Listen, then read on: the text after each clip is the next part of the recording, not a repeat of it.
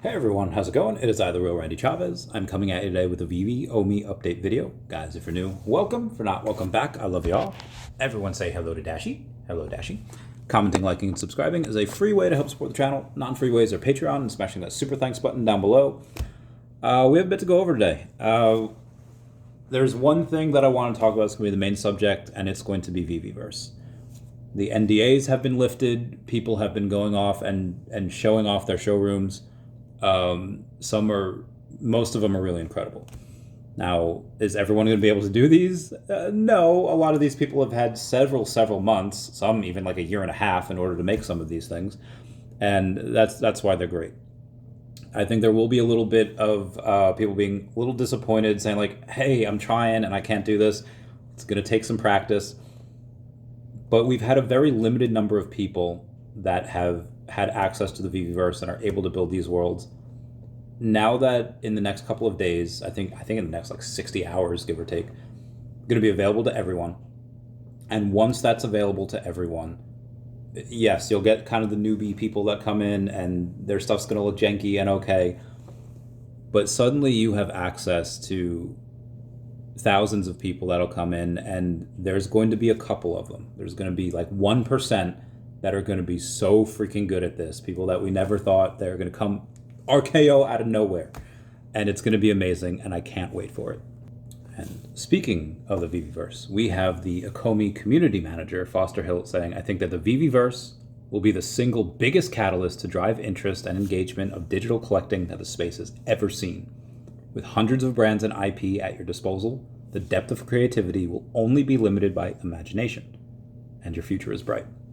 And I know Foster is the OMI community manager. This is a VeVe thing.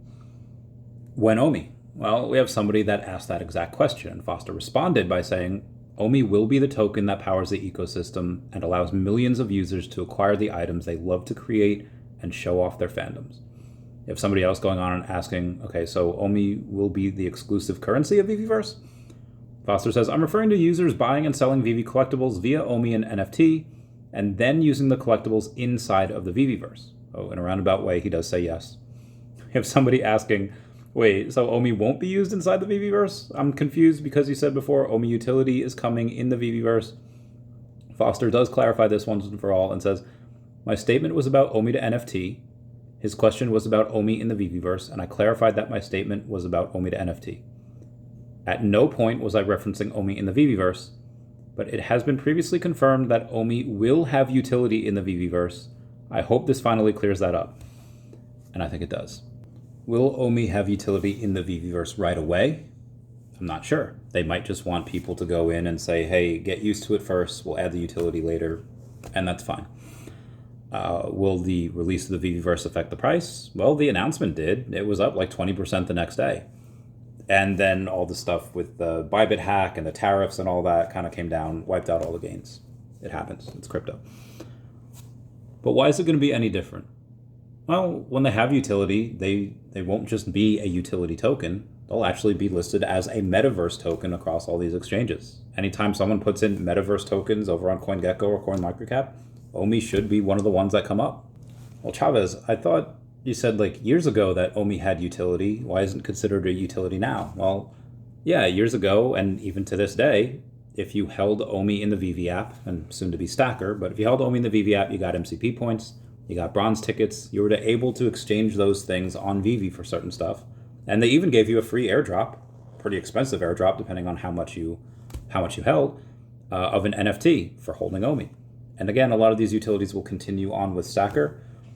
But then the SEC kind of went after Dapper Labs, and they said, hey, Dapper Labs, you have some utility here for your Flow token, but it's within the same ecosystem. And they had to pay like a $6 million fine there because it was just within the same ecosystem. Now that's where Stacker comes in. Stacker comes in and say, okay, well, we have our third-party entity, giving it utility, and that's cool. But for the metaverse, how are they going to go in and offer utility inside there? There's already utility outside. How do we do it inside a metaverse? I have a couple of reasons, or a couple of ways. One way would be to go and say, hey, this particular room that we're in the VeVeverse, it's really dark. How can we brighten this up? Well, yeah, you could put in one of your Groot collectibles in there because he's a little bit of a plant. But if you don't have one and you want to pay $1 or $2 to go and get a VeVe plant to brighten up that corner, it doesn't need sunlight, it's fake. That's one of the ways that you could do it. Well, $1 or $2, that's not a lot, Chavez. And you're right, it's not. But if anyone remembers the game Among Us, got really popular in 2020 during the pandemic, but it was a great way to show people that a free game that you don't have to pay money for, free to play, it's not one of those pay to win ones. Microtransactions had helped them garner hundreds of millions of dollars, if not billions of dollars, where people like myself, I remember doing it, would pay $1 to get a little toilet paper roll that went on your head like a hat. You paid $2 for like a space crab. You got all of these little different things that help give you individuality and also help give you a flex. If there was something that was $5 or $10, we're like, whoa, they spent X amount of money on that, or something was rare, etc. They could do the same exact thing in VeVeverse. Outside of the plant, hey, I thought you could have like 30 to 40 people in the VeVeverse. You can. Well, where are they all going to sit? It's a great idea. Create demand and then offer a supply for that demand. What do? A VeVe chair. If you want something similar to Among Us with that space crab following you around, or even back in the day, they might make a Pokemon remake soon for the Pokemon Day. I'm really waiting for that. But back in the day, in Pokemon Yellow version, they had a Pikachu that followed you around. And they recreated that in Heart Gold and Soul Silver, where they had a Pokemon follow you around. People really like that for whatever reason. Maybe they could have a VeVe squirrel going in and following you around for X amount of dollars. No place for the squirrel? Get him a VeVe rock. Yes, that is a Gilmore Girls reference. But what I'm saying is all of these ways can be paid for by the OMI token. And a lot of these things can be burned. I mean, if you go and pay it, like these are VeVe IP. Right now, VeVe has no IP. All their IP is licensed from the best in the world. Marvel, Disney, Star Wars, you know them all, etc. Lamborghini, Aston Martin, Ecto One, all these amazing cars, which hopefully we'll be able to drive soon. But their own IP, they really don't have anything. And if they were able to go in and sell these, well, they could go and burn the OMI because, again, they don't have licensors that they would need to pay. It's like, well, how do they make money? Well, VeVeverse is free, and all of these things are going to be used to burn the OMI. You could have most of the OMI be burned, and you could take a little bit of the OMI and kind of sell it, and that would create downward pressure on the token. Maybe you don't want to do that, but they could if they wanted more revenue. Now, what's another way that they could do that? Oh, well, in an email that we all got, everyone that was a VeVeverse beta tester, they have a free year of VeVeverse Premium. Now, what's VeVeverse Premium? It's just a version of the VeVeverse where you have added stuff, you have added perks, you have added extra things. How much is that going to be? We're not sure yet. VeVeverse in general will be free to play, but if you want some extra things, you're going to have to pay for them. And that's something that I think VeVe should be doing. I'm glad that they're doing it because you don't make this whole type of thing and have this carry this continuous cost at a loss. You're going to have to recoup some of that investment. And then once they're able to get the servers or whatever it takes for people to not just have 30 or 40 people in a space, maybe you could have it so where there's a couple hundred people in a space. Maybe they can start advertising a little bit more. I think that's something that could generate, I mean, heck, even comic books nowadays, they get, hundreds of thousands a year to go and put ad space in them. And what this will do to the token, I think it'll pump the token up. Now, why do I think that? It's like, well, Chavez, you have a lot of the token. You'll say anything will pump it. Well, no, not really, but let me give you an example. Right now you have Sandbox's sand that is worth about 10 times the amount of what VeVe is. And I don't mean like the actual worth, I mean like the market cap. The market cap of all of the sand tokens for Sandbox's metaverse put together, they're about 10 times the amount of what OMI is. They're at like $725 million market cap and OMI's at about 72 million. But do the numbers support where the market cap should be? And I don't think so, because if you take a look at Sandbox monthly NFT trades, they're less than 1,000.